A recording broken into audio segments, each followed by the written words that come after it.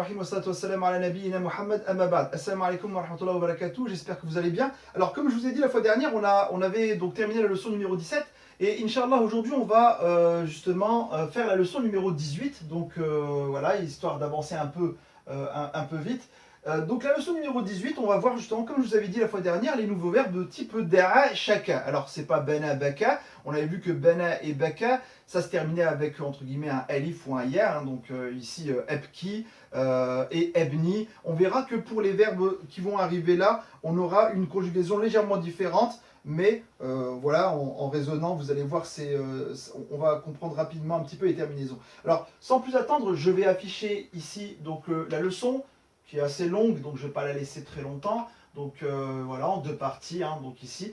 Alors tout de suite, on passe aux points qui nous intéressent. Et les points qui nous intéressent, c'est le deuxième type du verbe naqis, mu'tal naqis, d'accord? Donc ici, on avait vu, je répète, premier cas la fois dernière, baka et bana. Et bien aujourd'hui, on va voir deux autres cas. Alors on y va. Les verbes da'a, shaka, qui eux, regardez bien, ont un alif, mais qui est long. D'accord? Donc ici, qui n'est pas comme ça, mais qui est comme ça. Je répète, en vérité, l'autre de Bena, c'était aussi un elif. Donc, mais qui a la forme d'un yes en point. Alors, dans ces verbes-là, alors ceux-là, ils sont intéressants parce que quand vous voyez généralement un elif en fin d'un verbe comme ça, à trois racines, c'est que c'est le cas du waouh. Alors, qu'est-ce que ça veut dire que c'est le cas du waouh? Tout de suite, on y va pour la décomposition en mudari', mardi, et on commence pour al-mudari'. Au mudari', nous avons, qu'est-ce qu'on va avoir? Alors, le mudari', avant de regarder d'abord la construction, il faut regarder dans un dictionnaire. Ça, tout de suite, dans un dictionnaire, on me dit que c'est une damma. La fois dernière, on avait vu que c'était une kasra. Ici, c'est une damma. Ça veut dire que ça va être en af'oulou, d'accord? Pas af'ilou, ni af'alou, af'oulou. Donc, si c'est en af'oulou, regardez bien ce que je vais avoir. Je vais avoir du ed, rou. Alors maintenant, la question c'est, ça va se transformer en quoi? Tout simplement, en la chose suivante. Esh, kou. Alors, comme la fois dernière, on avait dit que le yes en point, c'était un petit peu le prolongement d'une kasra. Ben là, c'est pareil. Celui qui va être ici, donc c'est un waouh. Je ne vais pas dire eshkou, non. Je vais dire eshkou. Tout simplement parce que ici, le waouh qui est là, je vais tout simplement considérer que c'est la prolongation de la damma qui est ici. Pas besoin de mettre de damma, ça fait trop lourd. En arabe, on n'aime pas trop les choses qui sont lourdes. Donc, on va le laisser tout simplement comme ça. Et qu'est-ce qui va se passer? On va voir eshkou, teshkou. Alors maintenant, regardez bien. Teshkina, je mets une étoile. On va l'analyser justement ici. Pourquoi c'est teshkina et pas teshkouina? A priori, ça devrait être ça. Yeshkou, teshkou. Donc tout de suite, analyse du pourquoi de teshkin et pas de teshkouin. On y va. Donc, initialement, effectivement, c'est teshkouina. Mais regardez bien, pareil. Ici, on a un waouh, on a un yeah, d'accord? Entre guillemets, deux lettres qui sont, entre guillemets, faibles, qui sont des prolongements. Donc, nous, on va essayer de réfléchir un petit peu.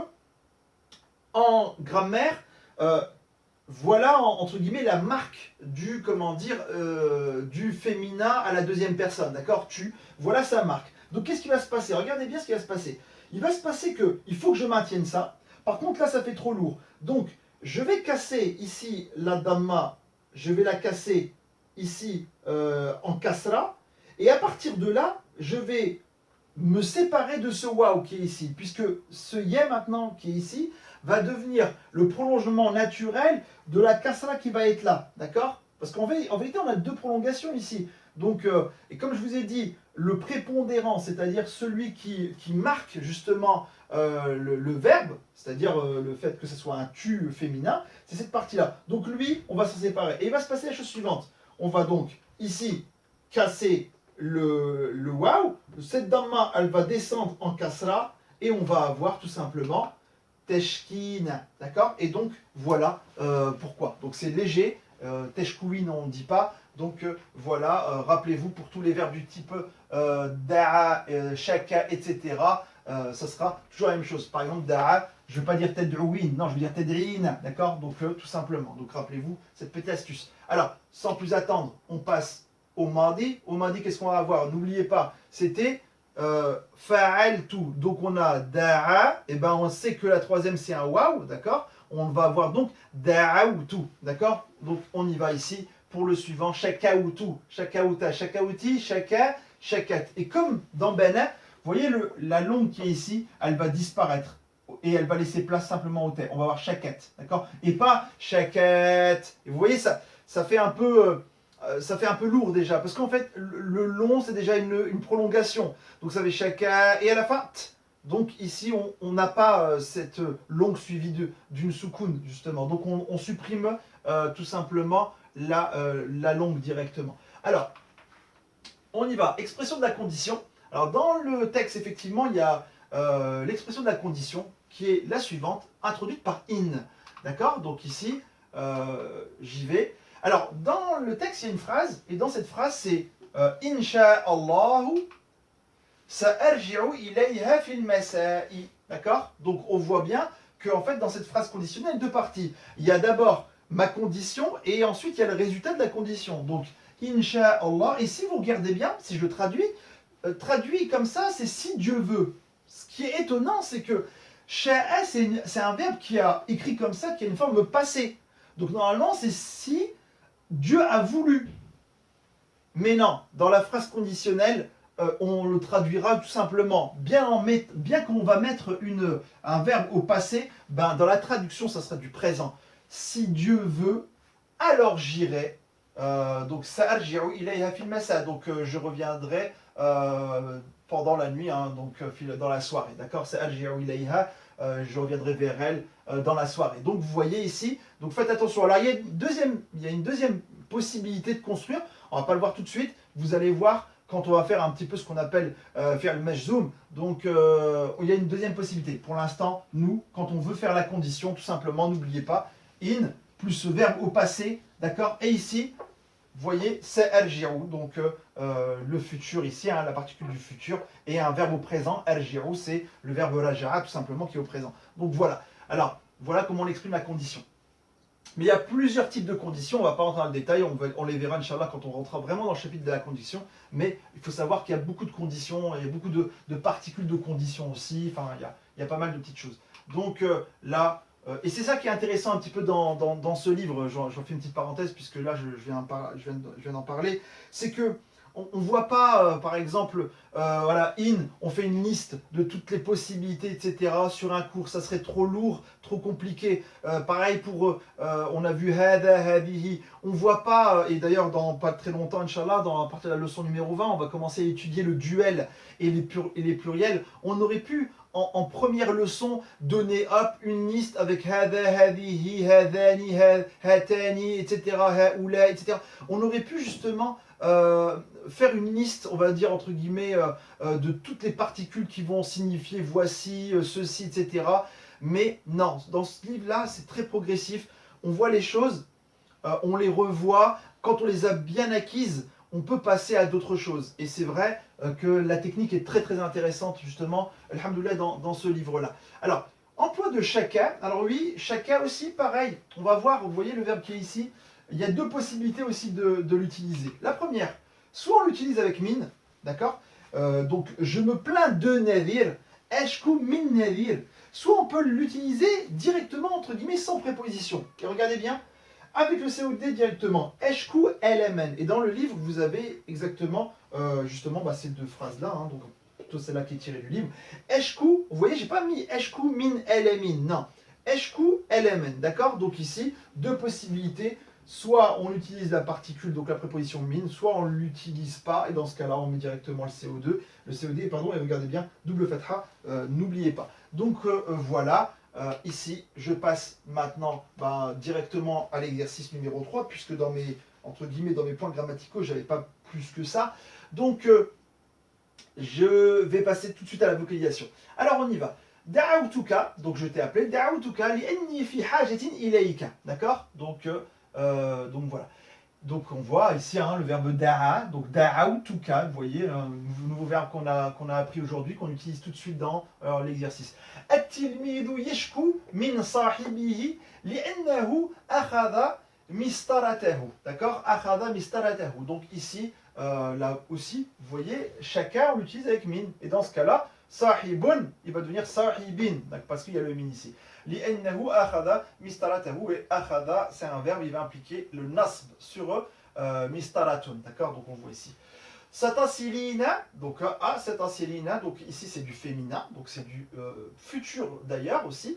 Donc satasilina, ila dariki qabla al-layli, d'accord, qabla al-layli, d'accord. Donc ici et qabl, pareil, il va impliquer la kasra derrière, d'accord. Donc ici qabl, il va impliquer la kasra. On a une idafa ici, hein, avant la tombée de la nuit, avant la nuit, d'accord, qabla al-layli. Donc, هذه البنت تشكو ألما في أذنها. D'accord, تشكو ألما في أذنها. مرضت لأني سقطت من الشجرة. D'accord, donc ici, من الشجرة, le shajarati va prendre la kasra. المعلمة, donc معلمة c'est du féminin.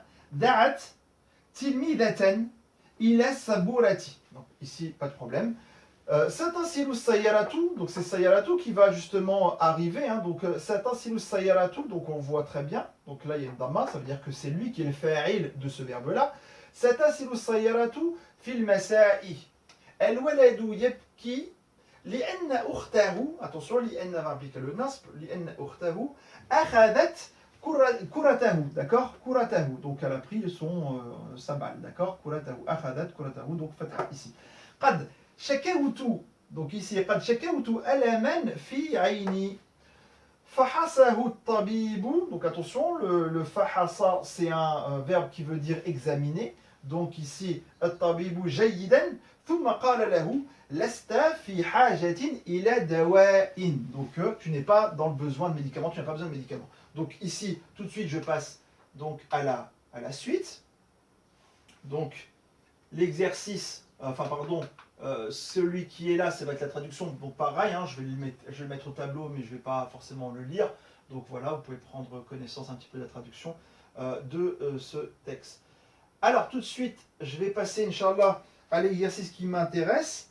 C'est l'exercice qui est le même, vocalisé, exercice numéro 4, hein, donc ici.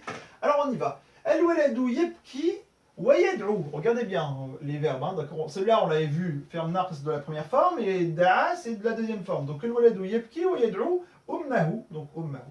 Huwa sahihun la yashku shay'an, d'accord. Donc la yashku shay'an. شرب المريض دواءه ثم رجع إلى فراشه.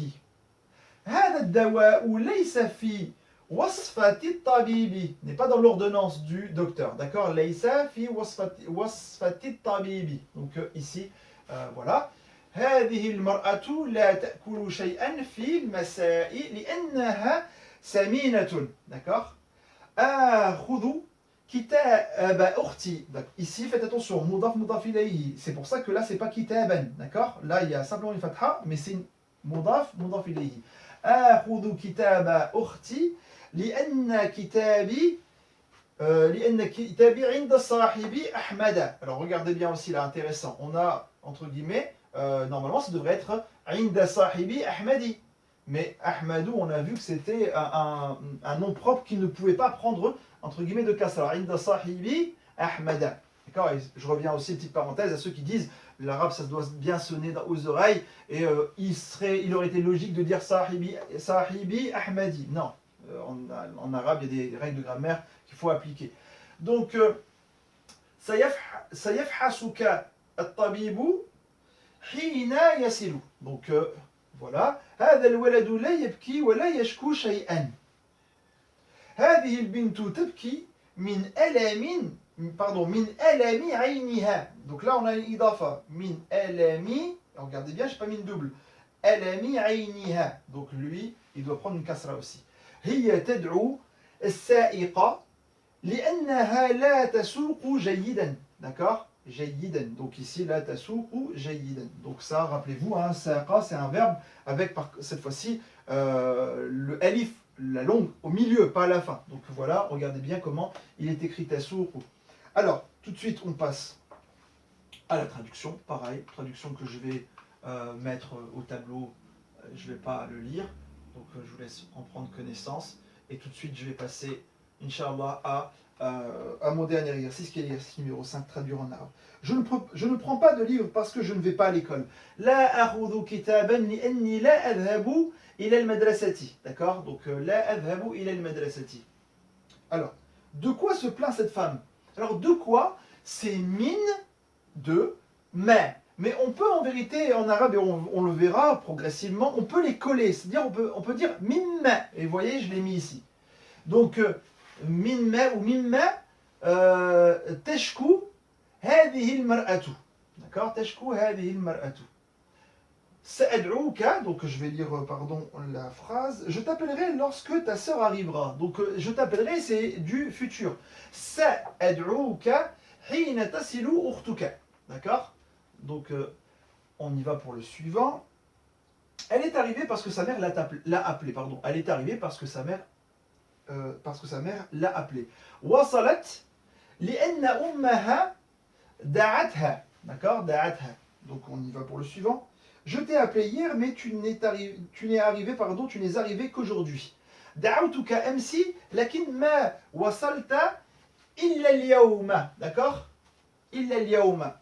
Donc ici, on a ici, donc pardon, da'autuka amsi, lakin ma wasaltu illa al-yawma. Donc ici, on a le illa, c'est-à-dire si ce n'est qu'aujourd'hui. D'accord? Donc pareil, c'est dans le cours. Donc voilà. On passe au suivant. Donc, Nadir s'est plaint d'Ahmed, mais ne s'est pas plaint de sa sœur. Alors, Nadir s'est plaint de Ahmed. Chacun, regardez bien, chacun Nadirun min Ahmada, et pas min Ahmadi, min Ahmada, lakin ma chacun min ukhtihi. D'accord? Lakin ma chacun min ukhtihi. D'accord? Donc ici, donc on aurait pu dire lakinnahu ma shaka min ukhtihi aussi, d'accord? Donc mais là je préfère l'écrire comme ça. Donc on passe au suivant. Le menuisier est parti mais il n'a pas pris son rabot. Kharaja an-najjar lakin ma akhadha min da'tahu. Akhadha c'est un verbe, il va impliquer le nasb dans le complément d'objet direct. Min dadatun, d'accord? Normalement ici, là on voit qu'il y a une fatha. Akhadha min da'tahu. Donc ici, très bien. On passe au suivant. Cet élève ne sort de l'école que le soir. La yakhruju hadha tilmidu illa bil-layl. D'accord? Illa si ce n'est que la nuit. Illa bil-layl. Donc ici, donc voilà. On passe à l'autre. Zainab appelle sa chienne, mais la chienne n'est pas dans la maison. Tad'u Zainabu kalbataha, lakin al-kalbata laysat fi ad-dari. D'accord? Laysat fi ad-dari. Donc on passe au dernier. Je me plains de ton chat parce qu'il a mangé mon oiseau. Ashku min qittika li'annahu akala ta'iri. D'accord? Donc li'annahu akala ta'iri. Donc ici, voilà un petit peu la correction de l'exercice numéro 5. Et Inch'Allah, on va passer à la prochaine leçon, à la leçon numéro donc, 19. Donc on va terminer entre guillemets les 2 tiers du livre, hein, puisqu'à la leçon normalement 19 et 20, on va passer, donc la 19 pardon, il y aura la 20, et ensuite il y a des exercices un petit peu qui vont récapituler tout ce qu'on a fait hein, depuis le début, et ensuite il y aura 10 leçons, donc la 21 jusqu'à la 30e, qui vont venir un petit peu clôturer ce livre-là. Donc on verra justement, Inch'Allah, qu'entre la leçon 21 et la leçon 30, on va voir les duels, les pluriels, toutes ces formes-là. Mais vous voyez un petit peu tout ce qui a été nécessaire justement avant d'arriver là, donc vraiment bien consolider un petit peu tous ces acquis. Donc voilà, moi je vais m'arrêter ici, Inch'Allah. Je vous souhaite de passer une bonne soirée et je vous dis à bientôt. Assalamu alaikum wa rahmatullahi wa barakatuh.